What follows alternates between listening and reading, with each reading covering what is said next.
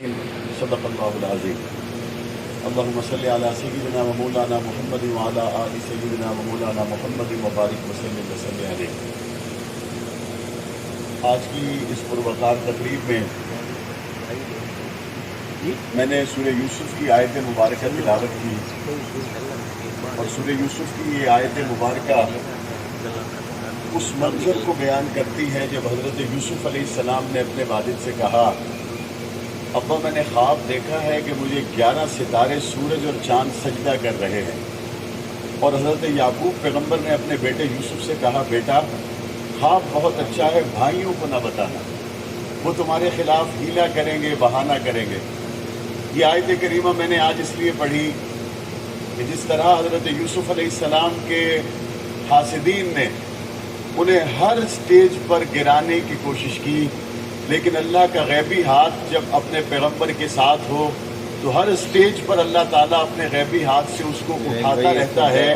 اور قرآن مجید میں اللہ تعالیٰ نے ایک جگہ پر ارشاد فرمایا،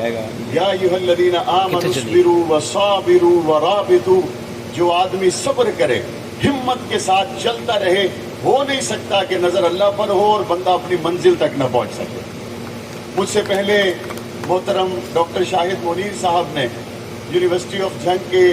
کچھ احوال کو آپ کے سامنے رکھا، میں انہیں مقرر دہرانا نہیں چاہتا، لیکن جن حالات سے ہم گزر کے آج یہاں تک پہنچے ہیں، میں اتنا ہی کہوں تو کافی ہوگا کہ جس طرح اللہ کو منظور یہ تھا کہ اللہ تخت پہ بٹھا دے،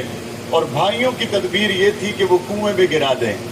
اللہ کی منشا یہ تھی کہ وہ عزتوں سے مالا مال کر دے، اور مخالفین کی کوشش یہ تھی کہ آج ہی ہم اس کو ایسی جگہ پہ ڈالیں کہ دوبارہ یہ نظر نہ آئے۔ تو پھر کیا ہوا؟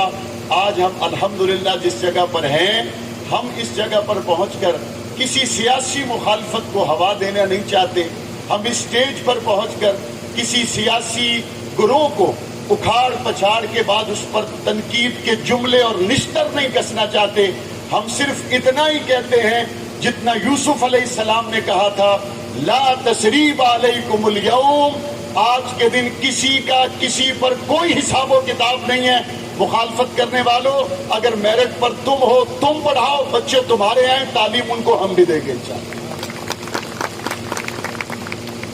میں اس ابتدائی گفتگو سے پہلے بھی اپنے مہمانوں کا شکریہ ادا کر سکتا تھا، لیکن قرآن مجید کی وہ آیت کریمہ اور میرے دل میں حضرت یوسف علیہ السلام پر گزرنے والے وہ حالات، وہ اتنے میرے قلب و جگر میں کروٹیں لے رہے تھے کہ میں نے چاہا میں پہلے اس کو بیان کروں۔ میں آج کی اس پروقار تقریب میں اپنے دل کے بہت قریب محترم محمد بلیغ الرحمان صاحب گورنر پنجاب کو خوش آمدید کہتا ہوں، ہمارے بہت ہی پیارے بھائی ہر دل عزیز محترم جناب ڈاکٹر شاہد منیر صاحب کو، جو اس پروگرام کے مہمان بھی ہیں اور میزبان بھی ہیں، اور ہماری بہن ڈاکٹر نبیلہ جن کے خدمات آج اس یونیورسٹی کو حاصل ہیں، اور ہم اپنے ترقی کے منازل طے کرتے ہوئے آگے بڑھ رہے ہیں۔ تفصیلات کے ساتھ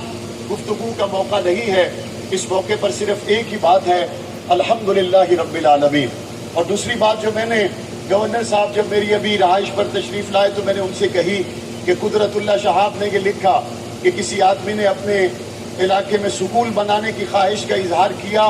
اور بعد میں وقت مقررہ پر جب وہ نہ آیا تو ڈی سی صاحب نے، قدرت اللہ شہاب نے کلرک سے پوچھا، ہاں بھائی آج سکول کے سنگ بنیاد کے لیے جانا تھا تو وہ بندہ نہیں ملا، تو انہوں نے کہا اصل میں جس کی زمین کے پاس اس نے سکول بنا کے اس کی جاگیردارانہ اور اس کی متعصبانہ سوچ کا خاتمہ کرنا تھا، اس کے ساتھ اس کی صلح ہو گئی، لہذا سکول کے لیے کوئی جگہ نہیں ہے۔ وہ سکول کے لیے اس وقت جن حالات کا سامنا تھا، یونیورسٹی آف جنگ کو بنانے کے لیے بھی ہمیں انہی چیزوں کا سامنا تھا۔ 2018 کے انتخاب میں وہ میرا خواب تھا، لیکن آج اس کی عملی تعبیر میرے ذہن میں اس وقت یہ تھا، میں جنگ کی ایجوکیشن کے لیے کچھ کروں، میں جنگ کی ہیلتھ کے لیے کچھ کروں، میرے ذہن میں یہ تھا میں یہاں کے سیوریج کے نظام کی بہتری کے لیے کچھ کروں، یہاں کے روڈز کے لیے کچھ کروں۔ الحمدللہ محترم گورنر صاحب، مجھے یہ اعزاز حاصل ہے، 2018 میں منتخب ہونے کے بعد اللہ تعالیٰ نے میرے ساتھ مدد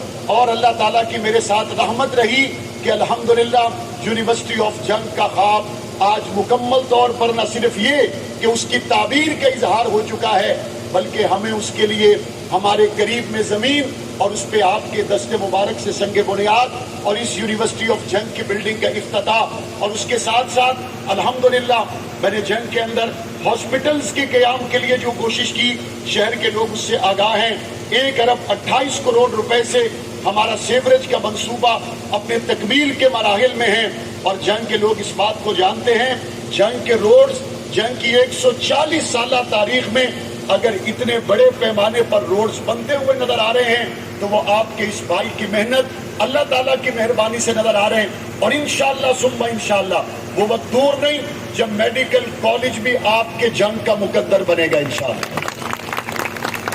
بس آپ کو صرف ہمت باندھنی ہے۔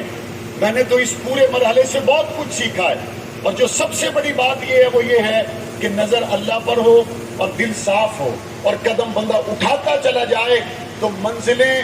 آپ کا استقبال کرتی ہیں۔ اللہ تعالی ہمیں ایسی ڈھیروں خوشیاں بار بار نصیب فرمائے۔ میں ایک مرتبہ پھر